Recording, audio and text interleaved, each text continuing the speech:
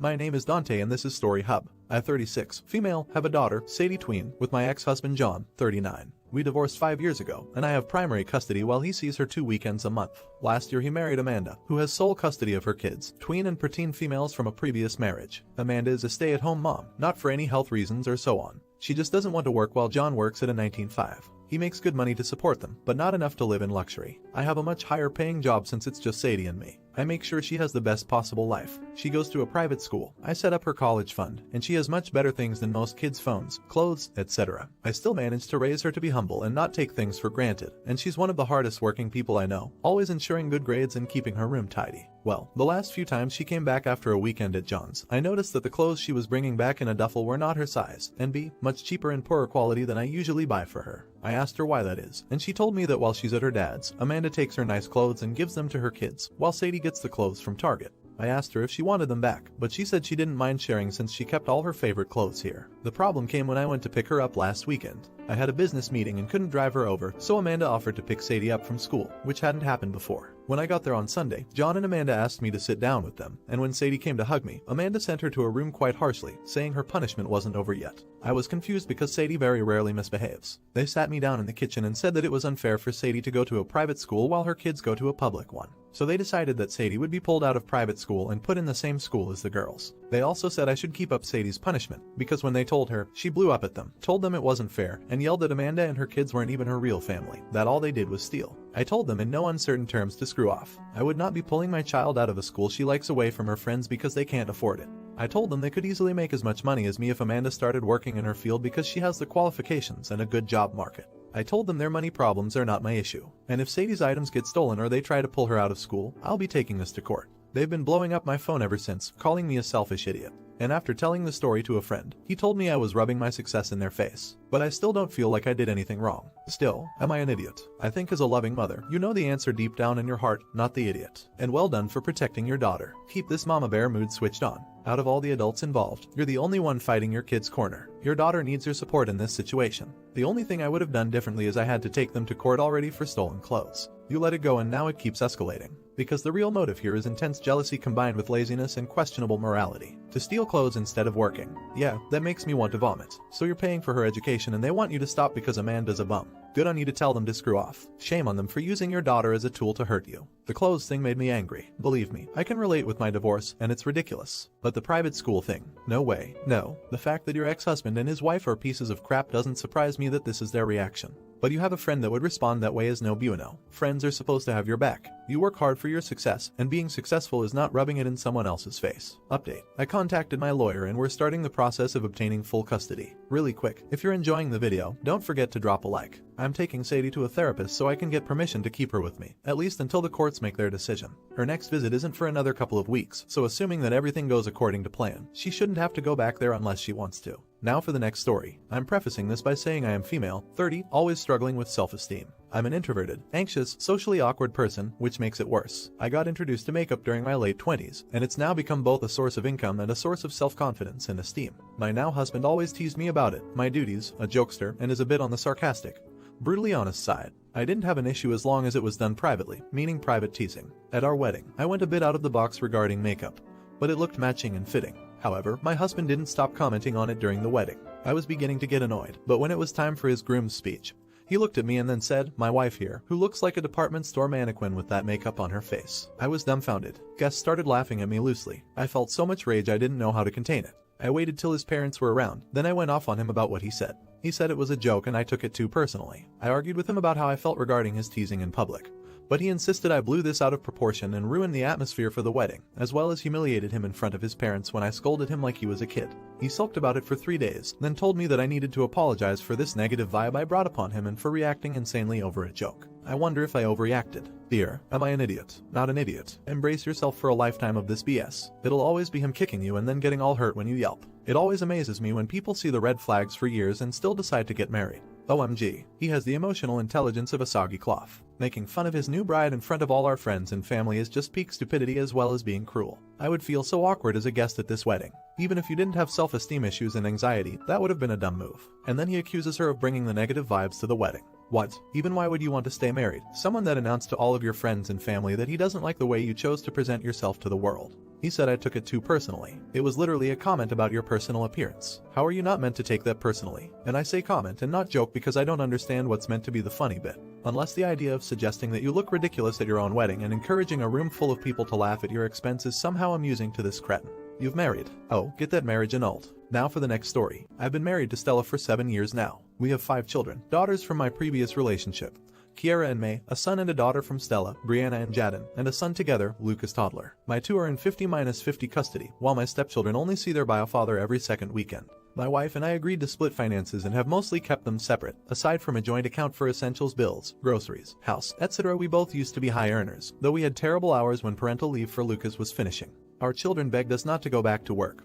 That they hated the before and after school care and wanted us in the end, my wife returned, but I quit and got a new job. It was much lower pay, but essentially school hours, so I was able to be there for our kids. Stella has been paying more of our joint expenses, but otherwise it's been fine. I wouldn't say the split has been firm, though. I do buy stuff for my stepchildren or pay when I take them all out. It's more the big payments that are separate. Brianna goes to a private high school. I was talking about high schools to my sister since Kira is in year 6, and I realized that I wouldn't be able to afford to send her with her sister on my current pay. My ex is barely willing to pay the cost of public school, let alone a private one. The school is so much better than the nearby public school, and I know Kira wants to go to her sister's school. So I tried to talk to Stella and asked if she'd be willing to help. It's education, and she's close with my daughters, so it's not like I'm asking to pay for something crazy. Stella refused, and I would have accepted it even though I was annoyed. But she went on to say that I knew we were split finances and I made my choice when I took the lower paid job. I got more time for less money, so I can't complain that I'm paid less. I got pretty upset about that. I didn't stay home for fun. It was for our family, our children. I loved my job, but I had to sacrifice it for them. It was worth it, of course, but still Stella said it was my decision, so tough luck that she's not going to finance me. I got angry with that and told her that she knew the consequences of her job so she could deal with her children.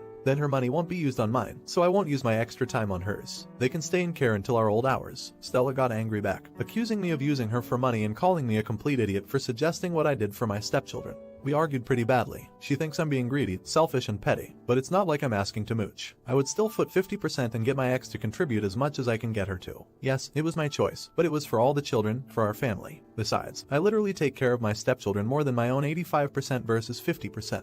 I'm not just being lazy or focusing on my children. I've been there for them all, so I think it's unfair for her to refuse to help, even a little. But obviously she thinks I'm being an idiot. You're an idiot. It is your and your ex-wife's responsibility to take care of your kids' education.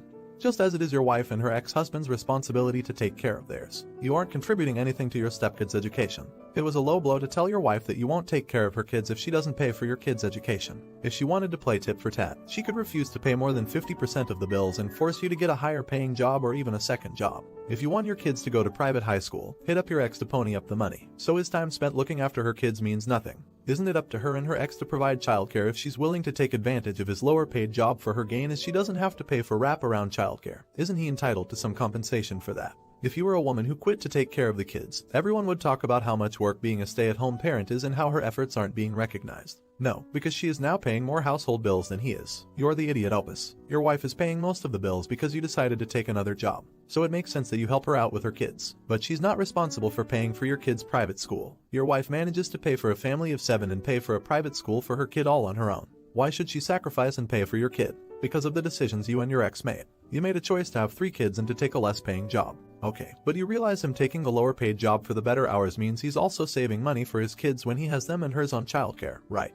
It sounds like she's perfectly fine with the benefits this change brought them, but that she doesn't want to deal with the trade-offs on top of all this. It's for a better quality education, not something stupid. Now for the next story. A friend I went to college with, she is pregnant. She is super into organic holistic stuff. You know, she used to be in a climate crisis organization and volunteers for local eco groups. And she loves slow fashion. She's a first-time mom and planning to do the gentle parenting natural products deal. Shay's baby showers last week and she had a registry, but everything on it was super expensive. I'm at a hard spot with money and Shay knows it. And I can't drop a ton of money on wooden toys or an organic stroller. I didn't want to be empty-handed though, so on the day of Shay's shower, I showed up with an Amazon gift card and some cool organic soaps I got at Home Goods. It was all in a bag, so she didn't see what it was. The next day, she called me angry, saying I know that she doesn't support Amazon or anyone giving their money to Amazon. She says it's an inhumane company that exploits its workers and she was disappointed in me and that I shouldn't have purchased anything at all. I apologize, but she seemed hurt, acting like I barely knew her. I feel awful, but I thought gift cards were just like currency dressed up nowadays, and I couldn't couldn't afford some $300 gadget when I can barely afford to make myself 3 meals daily. So am I the idiot? Not the idiot. Call Shay. Tell her that you've been thinking about it and didn't realize that Amazon exploited its workers. Then explain to her that you're in the position of the workers she's trying to protect.